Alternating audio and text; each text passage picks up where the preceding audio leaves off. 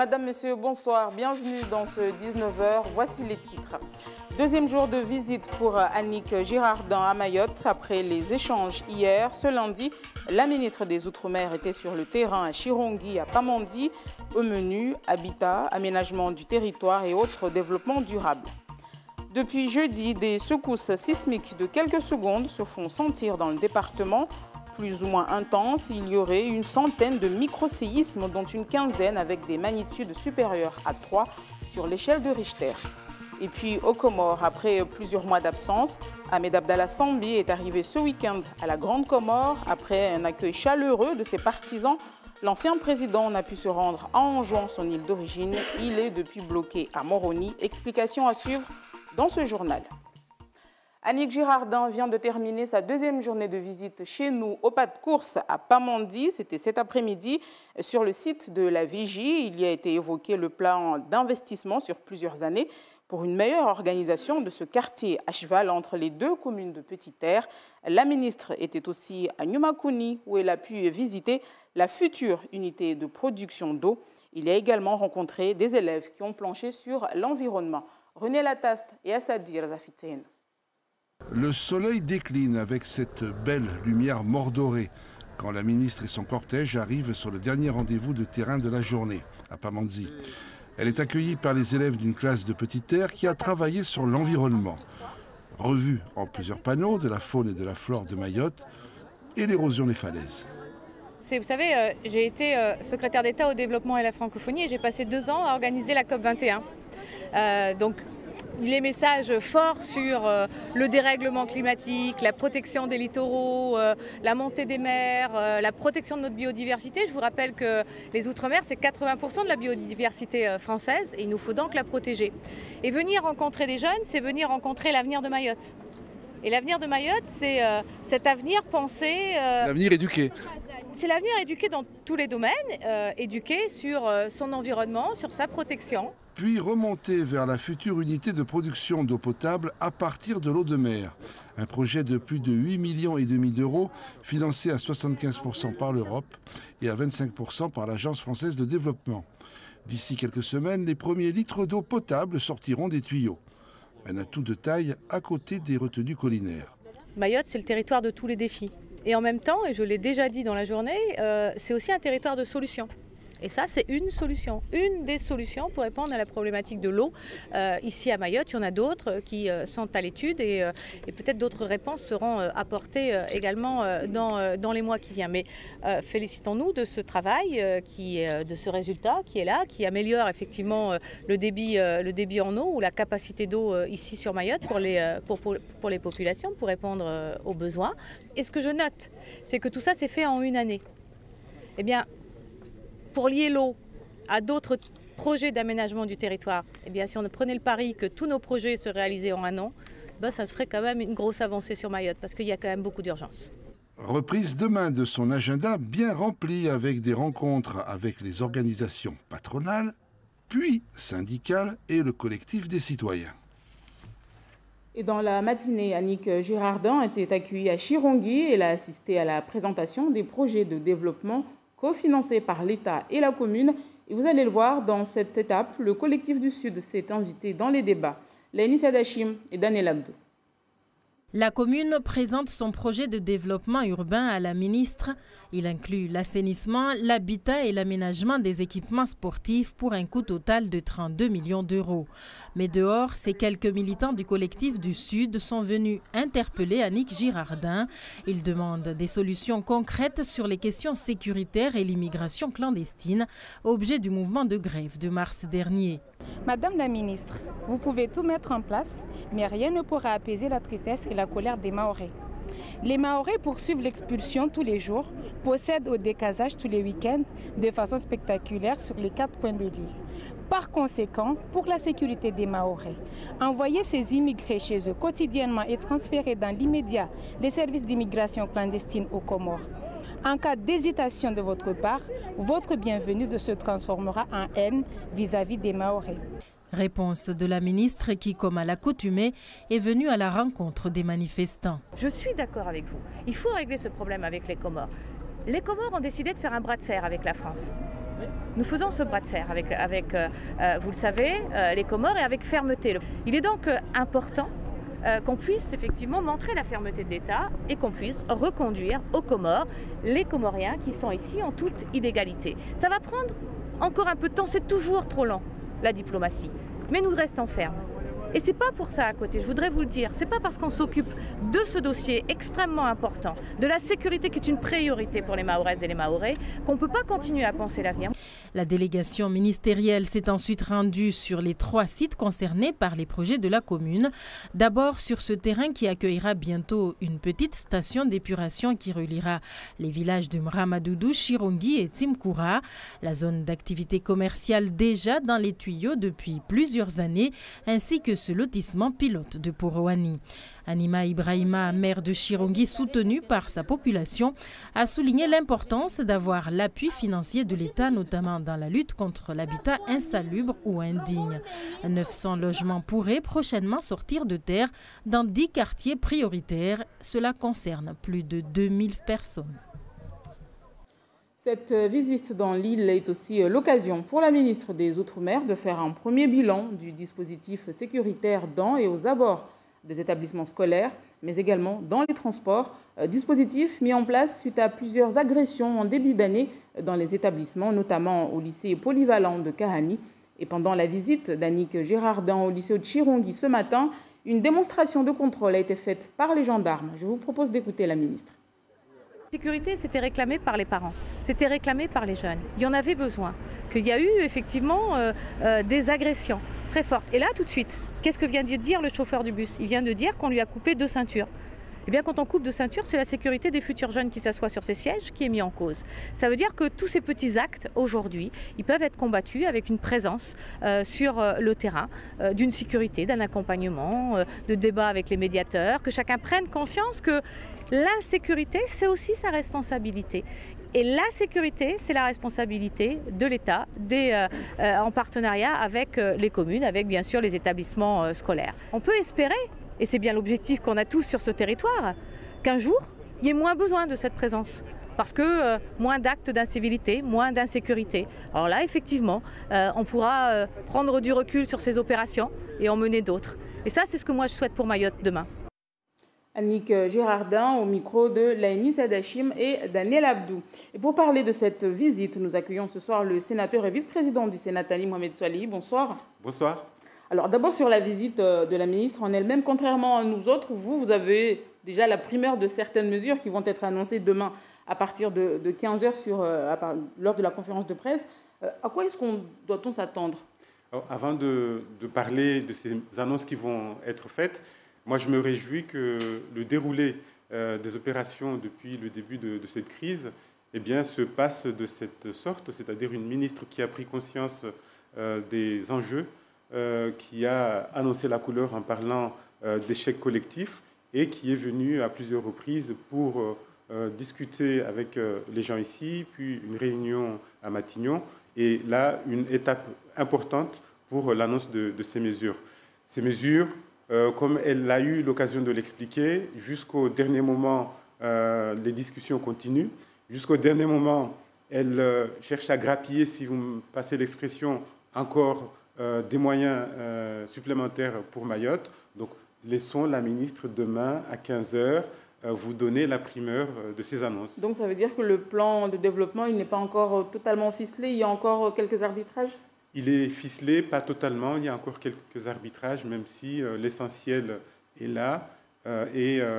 J'espère que l'essentiel va montrer aux Mahorais que on a compris, le gouvernement a compris ce qui se passe ici et va donner des réponses concrètes et importantes aux problématiques qui se posent à Mayotte. Par exemple, sur la question de la sécurité, alors c'est un point qui revient souvent, notamment pour le collectif et l'intersyndical, au-delà des mesures qu'elle avait déjà annoncées, les mesures d'urgence lors de sa venue au mois de mars. Qu'est-ce qui est prévu dans la durée? Alors, déjà, quand elle avait annoncé ces mesures d'urgence, vous vous souvenez qu'il y avait certes l'annonce des mesures d'urgence, mais aussi une déclinaison dans le temps de mesures qui allaient venir jusqu'à cet été, notamment avec des patrouilleurs dont on attend la livraison d'ici septembre, si mes souvenirs sont bons. Dans cette visite, il n'a pas été question de mesures supplémentaires, dans la mesure où, face à ces annonces d'urgence, il y a eu aussi cette déclinaison dans le temps. Moi, ce que j'attends par rapport aux annonces sur la sécurité, aux mesures sur la sécurité, c'est concrètement comment ça va être décliné sur le terrain, et jusqu'à ce que les dernières livraisons, et notamment ces bateaux, ces intercepteurs, ces patrouilleurs, vont venir dans l'arsenal de lutte contre l'insécurité et contre l'immigration clandestine. Et sur la question de l'immigration, avant de venir sur votre projet, toute cette semaine, ces dernières semaines, on a vu l'entrée de Kwassa, notamment dans le sud, à Bouéni, et les gens se demandent, mais les mesures, les personnes qui sont censées être là pour la sécurité des Maoris, pour empêcher justement ces entrées, sont où? Effectivement, ce sont des choses, des interpellations qu'on entend au quotidien. Vous savez, l'insécurité à Mayotte, l'immigration clandestine à Mayotte, elle n'est pas tombée un seul jour du ciel. C'est quelque chose qui s'est instauré. Ce sont deux fléaux qui se sont installés dans notre île de façon insidieuse depuis maintenant 2 décennies. C'est vrai qu'il y a urgence à arrêter ce processus, mais ça serait être malhonnête que de dire aux Maoris que tout cela va disparaître d'un coup, d'un seul, et qu'on reviendra il y a 20 ans en arrière sans aucun problème. Donc il y a le facteur temps qui devra jouer. En attendant, moi ce que je note de positif, c'est l'implication de la population, parce que jusqu'ici, on avait des services de l'État qui disaient l'immigration, ce n'est pas votre problème, c'est nous qui nous en occupons. Et en fait, pendant tout ce temps-là, les services de l'État ne s'en sont pas occupés à la hauteur des enjeux. Là, les citoyens ont compris qu'il faut aussi leur implication dans la légalité. Il faut rester dans la légalité. Et c'est une prise de conscience, moi, que je souhaite souligner et que je ne souhaite pas qu'elle s'arrête lorsque l'arsenal finira de se déployer. Alors, on en vient à votre projet de loi qui porte sur l'immigration. Vous proposez une modification du droit du sol. Alors, ce n'est pas la première fois que des politiciens demandent justement ce qu'il y ait une modification. En quoi votre proposition est différente des autres, ou bien de celle que vous aviez proposée lors de votre premier mandat? Déjà, la différence entre les politiciens, comme vous dites, et moi, c'est que moi, je ne me suis pas contenté de crier droit du sol, droit du sol. J'ai déposé un amendement l'année dernière pour moduler le droit du sol dans la mesure où il est massivement détourné par des personnes en situation irrégulière pour pénétrer et rester dans notre territoire. Et vous avez vu que ça n'a pas marché le premier coup.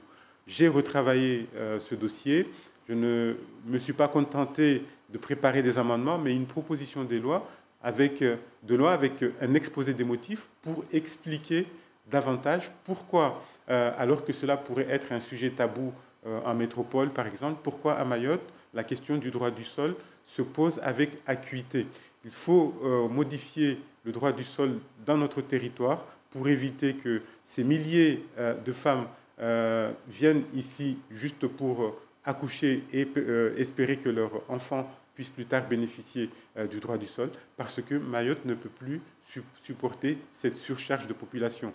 Donc je l'ai préparé, je l'ai communiqué à l'ensemble des élus de Mayotte. J'ai écrit aussi au président du Sénat parce qu'il a ce pouvoir-là, pour la soumettre pour avis au Conseil d'État, pour que le Conseil d'État puisse nous dire si elle respecte la Constitution, s'il y a des choses à modifier, et soit elle va aboutir par être étudiée en tant que telle au Sénat où je l'ai déposée, soit à l'occasion du prochain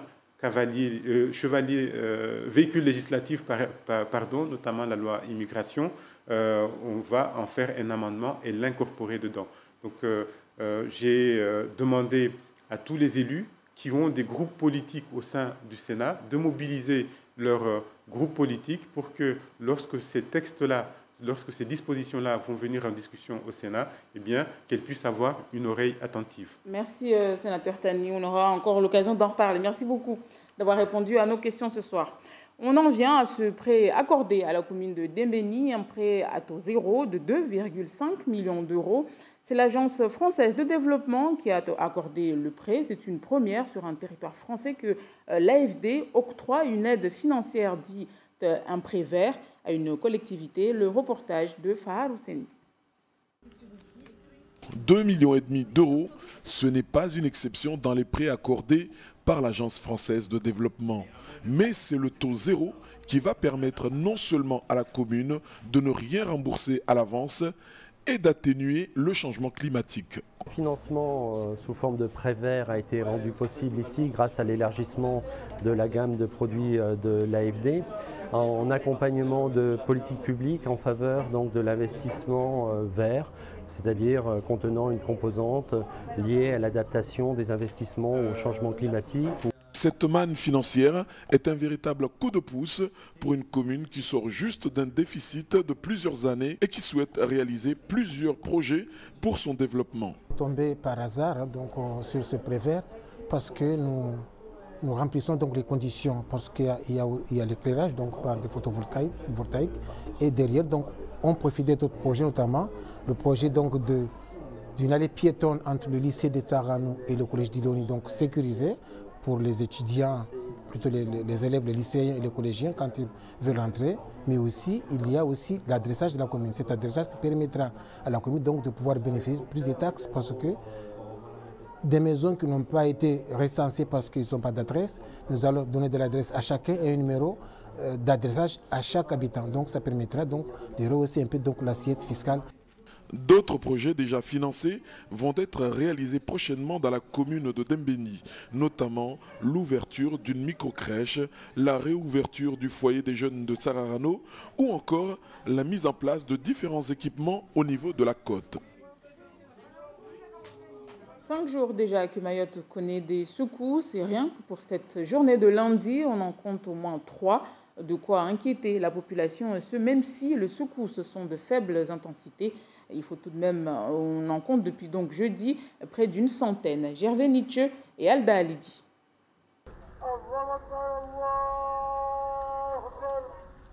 C'est l'heure de la prière. À la mosquée de Nsapéré, des fidèles se pressent. Sur leur visage, pas le moindre signe d'angoisse. Pourtant, dans leur adresse à Dieu, figurent en bonne place les secousses sismiques ressenties dans plusieurs localités de Mayotte. Ça fait partie des péchés, des mauvais gestes que les musulmans font. Dieu est mécontent, il est en colère de nous. On a prié pour que ça cesse. Depuis ce lundi matin, de nombreux chefs religieux appellent les habitants de l'île à prier. Pour eux, le phénomène sismique observé actuellement à Mayotte est un signe de Dieu. Chaque fois, il y a un phénomène naturel qui se manifeste, c'est un signe de Dieu. Alors nous, on devrait faire une prière et surtout demander qu'Allah, que Dieu nous préserve tout le mal qu'il peut y avoir dans ce tremblement de terre. En 5 jours, se sont produits à Mayotte une centaine de microséismes, dont une quinzaine avec des magnitudes supérieures à 3. Les spécialistes qualifient ce phénomène d'essaim de séisme. On est dans le canal de Mozambique. Dans le canal de Mozambique, comme on dit canal, donc c'est une construction naturelle. L'Afrique se sépare de Madagascar, ou Madagascar se sépare de l'Afrique. Donc dans ce canal de Mozambique est en train de se créer, il y a des mouvements tectoniques. Donc ces mouvements tectoniques entraînent parfois des instabilités. Et ces instabilités créent parfois des séismes comme on vient de les subir ici il y a quelques jours. D'après le Bureau de recherche géologique et minière, d'autres secousses pourront être ressenties dans les prochains jours à Mayotte. Dans un communiqué publié cet après-midi, la préfecture précise qu'aucun dégât n'a été constaté pour l'heure suite à ces tremblements de terre. Dans la région aux Comores et ce retour triomphal d'Ahmed Abdallah Sambi après 6 mois d'absence, accueilli par ses partisans à Moroni, l'ancien président de l'Union des Comores a été convoqué pour répondre à des accusations de pot de vin. Il s'agit de cette affaire liée à la citoyenneté économique dans laquelle Ahmed Abdallah Sambi clame son innocence. Et pour ce qui est de la modification de la Constitution prévue par le président actuel, l'ancien président y est clairement opposé. Ahmed Ali Amir et Ibrahim Youssouf. Ahmed Abdallah Sambi, ancien président des Comores, a été convoqué à la brigade de recherche pour répondre aux nombreuses questions et lever les zones d'ombre dans le cadre de l'enquête parlementaire sur l'affaire de la vente de la citoyenneté économique qu'il a lui-même initiée. Il aura à répondre aux graves accusations de gratification de près de 105 millions de dollars citées dans le rapport. Il se trouve que certaines personnes pensent que parce que j'ai été menacé, que je pourrais être convoqué en justice et emprisonné, que cela m'empêcherait de rentrer chez moi. Moi, j'ai l'ultime conviction que je n'ai pas commis de faute pour avoir peur d'être puni par la loi.